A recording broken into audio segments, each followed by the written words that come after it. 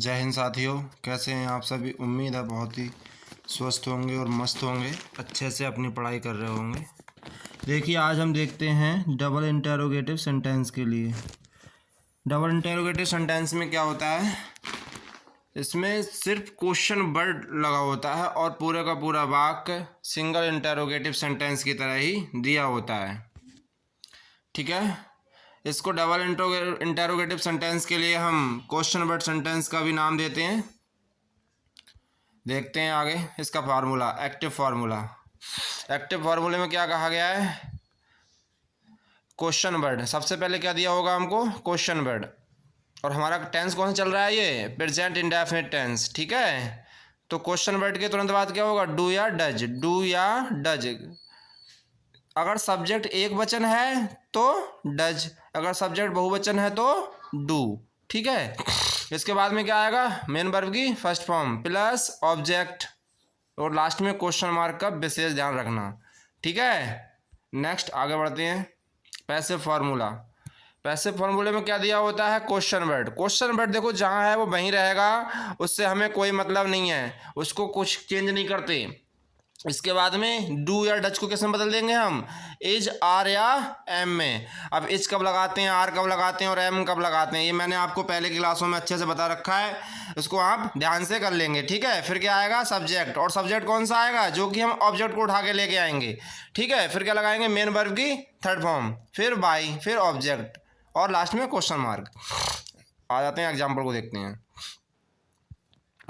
Example में सबसे पहले why do they abuse you, दिख रहा है ये वाई। फिर इसके बाद में डू। डू क्यों है, क्योंकि दे प्लूरल है, बहुवचन कर्ता के हिसाब से हमें क्या लगाना पड़ा है, यहाँ पर डू लगाना पड़ा है। ठीक है, फिर एब्यूज यू। ठीक, क्लियर। इसकी पैसे बनाते हैं। तो देखो जी, मैंने कहा था ये क्वेश्चन वर्ड जो है भाई, ये अपने स्थान पर ही बना रहेगा, ये स्थान नहीं छोड़ता अपना। और फिर डू या डच को बदल देंगे एज, आर, एम में। अब यू हम लेके आएंगे इस वाले ऑब्जेक्ट को उठा के, तो क्या लगाएंगे, आर लगाएंगे ना लगाएंगे, क्योंकि यू प्लूरल है, यहाँ पे हम प्लूरल ही काउंट करते हैं। होता सिंगुलर भी है, लेकिन सिंगुलर अभी नहीं मानेंगे, सिंगुलर पोएम वगैरह में होता है, यहाँ पर हम प्लूरल ही मानेंगे। और बाकी अगर दिया होगा तो सिंगुलर मानते हैं, बाकी हमें से बहुवचन ही मानना है। तो यू के हिसाब से क्या लगा देंगे, आर। ठीक है, और फिर थर्ड फॉर्म एब्यूज की थर्ड फॉर्म क्या हो जाएगी, एब्यूज्ड, और बाय दे का देम। ठीक है, नेक्स्ट आगे देखते हैं। अगला एग्जाम्पल है when does Radha sing a sweet song. ठीक है, अब आगे देखेंगे व्हेन। क्वेश्चन वर्ड क्या है हमारा यहाँ पर, व्हेन। अब ये क्या करेगा, ये अपने स्थान बना रहेगा यहाँ पे। ठीक है, क्वेश्चन वर्ड अपने स्थान पर बना रहेगा। अब डू या डच को बदलेंगे हम, डच को बदलेंगे किसके हिसाब से बदलेंगे, आ स्वीट सॉन्ग के हिसाब से। ध्यान रखना, इस वाक्य का ऑब्जेक्ट हमारा आ स्वीट सॉन्ग है, ना कि सॉन्ग। यहीं पर गलती कर देते हैं एग्जाम में बच्चे, और ठीक है बच्चे बना नहीं पाते फिर इसकी वॉइस। ठीक, देखते हैं आगे, आ जाओ। तो मैंने क्या कहा, सबसे पहले वैन अपने स्थान में बना रहेगा। अब डू डच को बदलो किसके हिसाब से, आ स्वीट सॉन्ग। तो आ स्वीट सॉन्ग दिख रहा है हमें, एक ही वचन तो है, तो एज लगा देंगे। फिर आ स्वीट सॉन्ग, फिर संग, वर्ब की थर्ड फॉर्म, सिंग की थर्ड फॉर्म क्या होती है, संग बाय राधा, और क्वेश्चन मार्क अपने स्थान पर। इसको भूल मत जाना, यही बहुत जरूरी है। ठीक है, वरना वाक्य गलत हो जाएगा। क्वेश्चन मार्क पे विशेष ध्यान रखना है। ठीक, आगे देखते हैं। नेक्स्ट है Why do you not write an essay? Why do you not write an essay?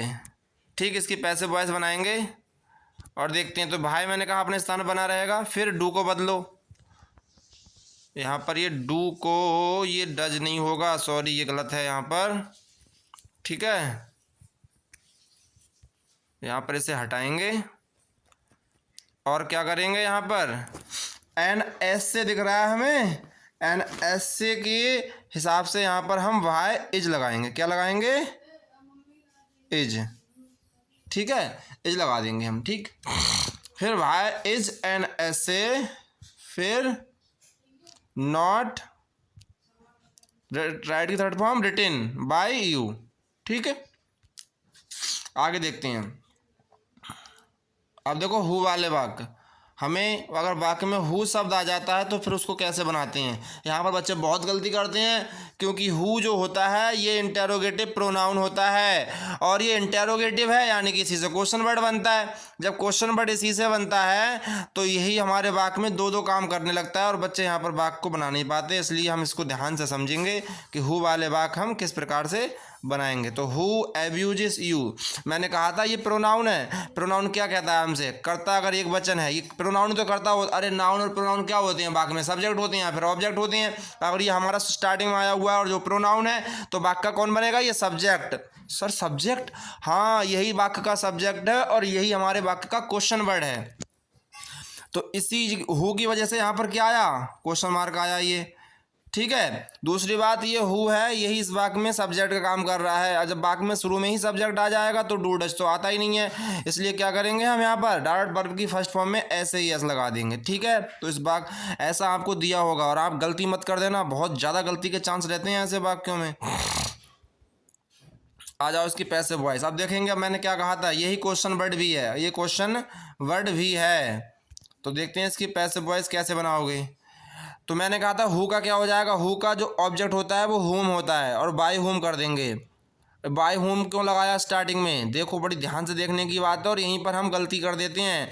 तो बाय हुम यानी हु का क्या करेंगे हम यहाँ पर, बाय हुम। मैंने कहा था ये वाक्य का सब्जेक्ट है, ये क्या है, वाक्य का सब्जेक्ट है। अगर ये सब्जेक्ट है तो इसी को बाय ऑब्जेक्ट में बदलते हैं, नहीं बदलते हैं हम। मैंने ये बताया था सब्जेक्ट को क्या बदलते हैं हम, बाय ऑब्जेक्ट में। तो मैंने बाय ऑब्जेक्ट लगा दिया। दूसरी बात, अब यही वाक्य का क्वेश्चन वर्ड है।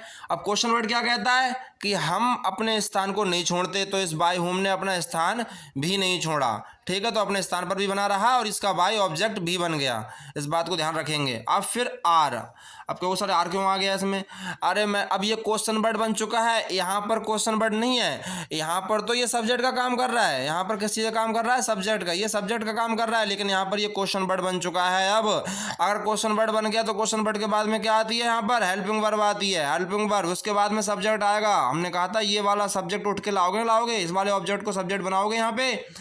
अब उसको बनाने से पहले यहाँ पर क्या लगाने पड़ेगी, हेल्पिंग वर्ब। तो यू के हिसाब से आर आया है यहाँ पे, ध्यान रखना है इस चीज़ के लिए। फिर एब्यूज थर्ड फॉर्म ऐसी रहेगी ये, ठीक। नेक्स्ट बात देखते हैं आगे क्या कह रहा है। देखो अब इसमें नेगेटिव भी हो जाएगा, who does not complete his work.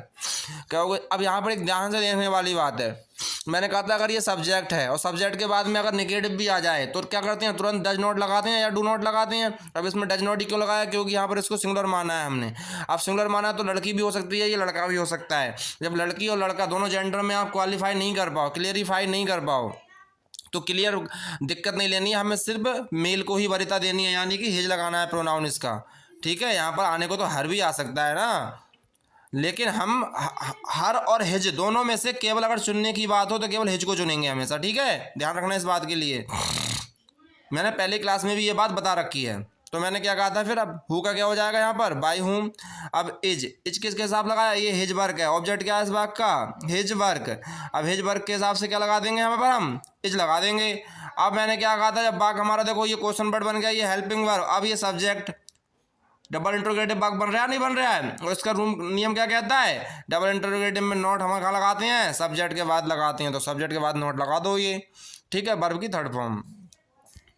अगला वाक्य एक और है हमारा, देखेंगे ध्यान से, who does not play match. देखो यहाँ पर भी नॉट भी दिया, और तो नॉट दिया तो डज नॉट लगाना पड़ा हमें स्टार्टिंग में, क्योंकि मैंने कहा ये सब्जेक्ट का काम करता है। सब्जेक्ट के बाद डज नॉट आता है या डू नॉट आता है, सिंगुलर है तो यहाँ पर डज नॉट ही आएगा। अब हु का क्या करेंगे, बाय होम करेंगे। अब मैच है हमारा ऑब्जेक्ट, और मैच के हिसाब से क्या लगा देंगे यहाँ पर, हम इज लगा देंगे। मैच के हिसाब से क्या लगा देंगे, इज लगा देंगे, ठीक है। अब फिर नॉट, ये सब्जेक्ट बन गया ना मैच हमारा यहाँ पर। अब क्या लगा देंगे सब्जेक्ट के बाद, नॉट भी लगाना पड़ेगा। ये तो क्वेश्चन वर्ड बन चुका है। अब फिर यहाँ पर क्वेश्चन वर्ड बन चुका है, फिर हेल्पिंग वर्ब आएगी किसके हिसाब से, इसके हिसाब से आएगी हेल्पिंग वर्ब। नॉट है तो इसके बाद कर्ता के बाद नॉट आएगा, और वर्ब की कौन सी फॉर्म लगा देंगे, ये थर्ड फॉर्म लगा देंगे यहाँ पर हम, ठीक है। अगला वाक्य हमारा, हु टेल्स अ लाई, झूठ कौन बोलता है, ठीक है। अब हमने क्या कहा था, हु का क्या कर देंगे, बाय हुम, हु का बाय हुम। अब आ लाई, ऑब्जेक्ट क्या है हमारा, ये आ लाई। आ लाई को उठाने से पहले हमें क्या करना पड़ेगा, एज आर एम लगानी पड़ेगी, यानी हेल्पिंग वर्ब। तो आ लाई एक सिंगुलर है तो यहाँ पर एज लगा देंगे। अब टेल की थर्ड फॉर्म क्या होती है, टोल्ड, ठीक है। उम्मीद है आपको यहाँ तक सबको समझ में आया होगा, और आज की क्लास बहुत ही अगर अच्छी लगी हो आपके लिए तो एक लाइक और एक कमेंट जरूर करना, ठीक है। मुझे आपके लाइक्स और कमेंट्स का इंतज़ार रहेगा। मिलते हैं नेक्स्ट क्लास में, तब तक के लिए जय हिंद।